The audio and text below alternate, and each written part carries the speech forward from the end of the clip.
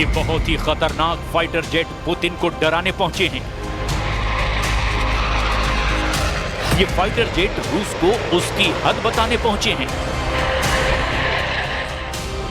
ये fighter jet दावा कर रहे हैं कि नेटो के आसमान में पुतिन के घुसपैठ का मतलब होगा तीसरा विश्व युद्ध।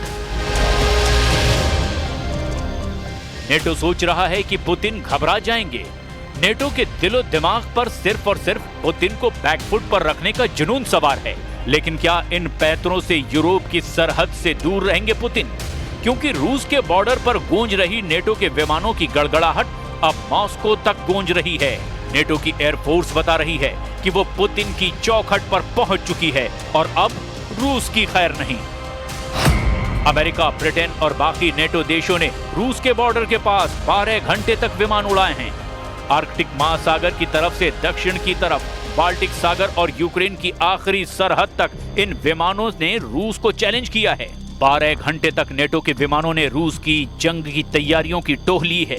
12 घंटे तक नेटो के विमानों ने रूस के बॉर्डर की तरफ हर मोर्चे को स्कैन किया है। 12 घंटे तक नेटो की एयरफोर्स इतनी ज्यादा एक्टिव रही जितना वो पिछले 3.5 साल में नहीं हुई, और यूक्रेन युद्ध के दौरान वो पूरी पिक्चर से गायब थी।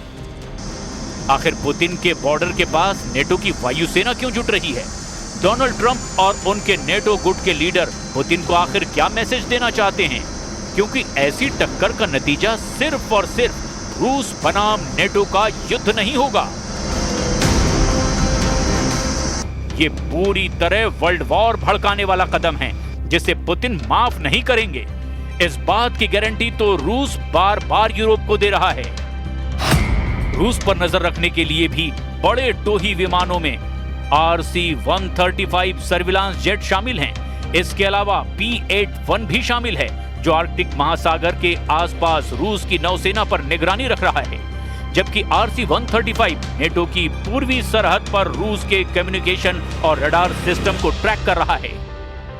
इन विमानों को एयर कवर देने के लिए नेटो के फाइटर जेट भी लगातार आसमान में मौजूद रहते हैं। वहीं ये लॉन्ग रेंज तक उड़ान भर रहे हैं और बिना उतरे हुए अपने मिशन को अंजाम दे रहे हैं। इसके लिए नेटो के टैंकर विमान भी लगातार यूरोप का चक्कर लगाते रहते हैं। पुतिन को लेकर इतना ज्यादा प्रेशर यूरोप में पहले नजर नहीं आया। जाहिर है कि यूरोप के लिए अक्टूबर का महीना बहुत ज्यादा दबाव लेकर आया है, क्योंकि अक्टूबर के महीने में ही पुतिन ने लॉन्ग रेंज से कई शिकार कर डाले हैं। ये दावा उनके दुश्मन कर रहे हैं।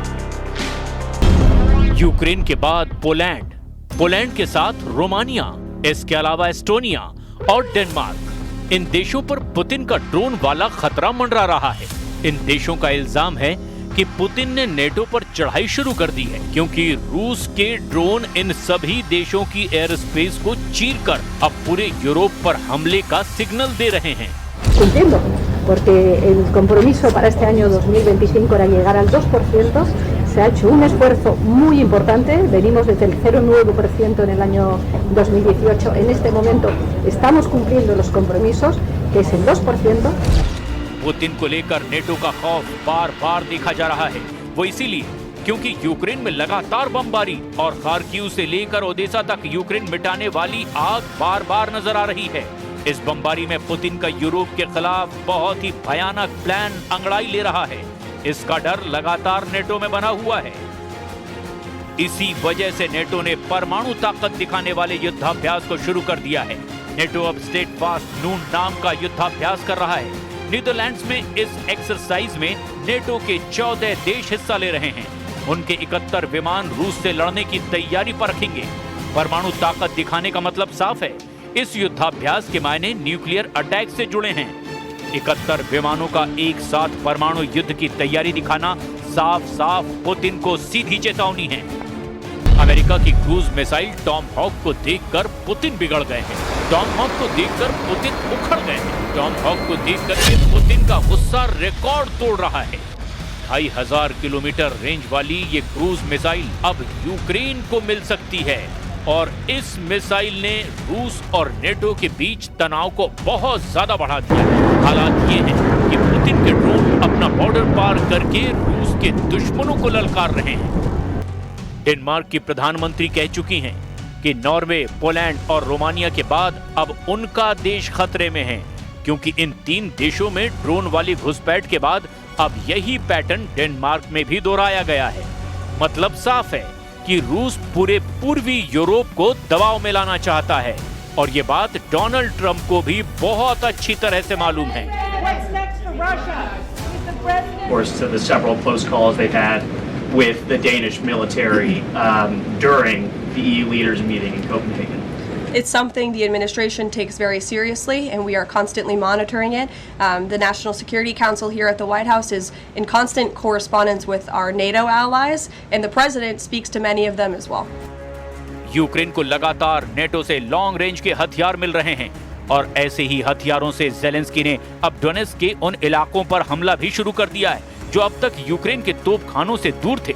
डोनेट्स्क में एक शॉपिंग सेंटर पर यूक्रेन ने ड्रोन अटैक किया और फिर ऐसे सब कुछ राख हो गया।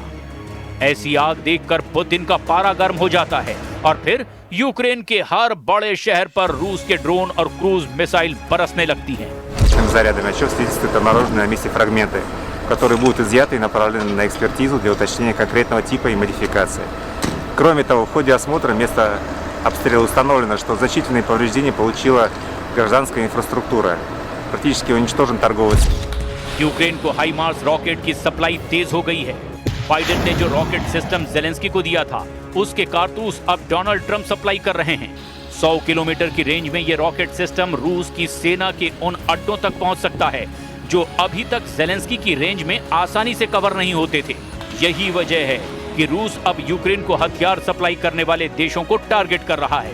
ये दावा यूरोप का है। रूस को गुस्सा दिलाने वाला एक बड़ा कदम जर्मनी ने भी उठाया है। जर्मनी के रक्षा मंत्री बोरिस पिस्टोरियस ने लिथुआनिया जाकर के रूस को आमने सामने के युद्ध के लिए ललकारा है।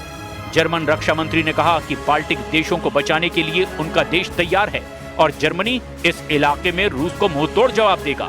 इसके लिए लिथुआनिया में 2026 तक जर्मनी के 2000 सैनिक तैनात रहेंगे।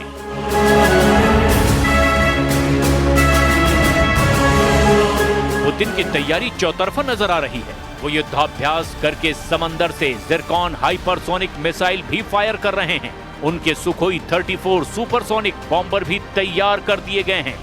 रूस और बेलारूस अपनी सेनाओं के बीच तालमेल बढ़ाने के लिए किसी भी हद तक जाने को तैयार हैं। पोलैंड इस तैयारी का सबसे बड़ा नुकसान उठा सकता है, इसकी आशंका पूरे नेटो को है।